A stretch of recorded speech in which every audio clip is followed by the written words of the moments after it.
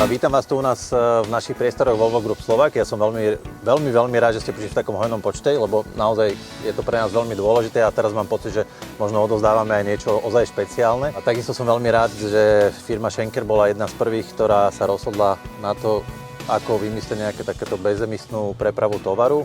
First of all, thank you very much to the team of Volvo Slovakia for hosting us here. Thank you very much for providing that excellent solution.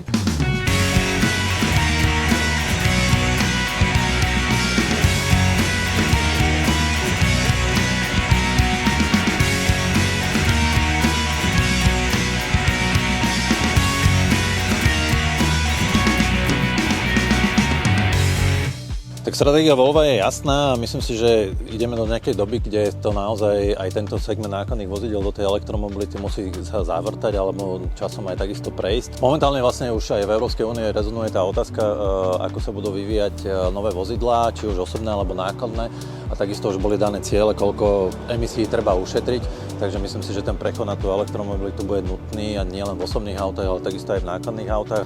My ako prvý výrobca nákladných vozidiel Volvo sme uviedli už komplet celú modelovú radu, ktorá je elektrifikovaná, takže my tomu naozaj veríme a myslíme si, že tá budúcnosť bude asi naozaj elektrická a už dnes môžeme poskytnúť riešenia pre toho zákazníka na tú bezemisnú prepravu rôznych nákladov, ktoré potrebuje. Our founder, Gottfried Schenker, started 150 years to innovate the transport system and the transport industry. We have it in our DNA. For us in Slovakia, we do not yet have experience, so this is our showcase to create a learning curve. The experience overall in our corporation, European-wide, is a very good one.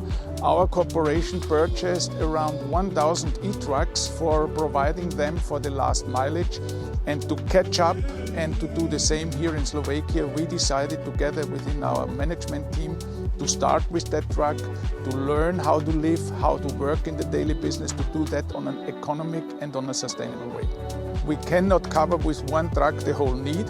We want to take it also as a showcase to show to our clients that they can improve also their CO2 policy, and this should support us to increase the fleet of e-trucks, of hydrogen truck or whatever. So I do not limit it to electric trucks only. I rather see it to sustainable fuel trucks, let me say it like that.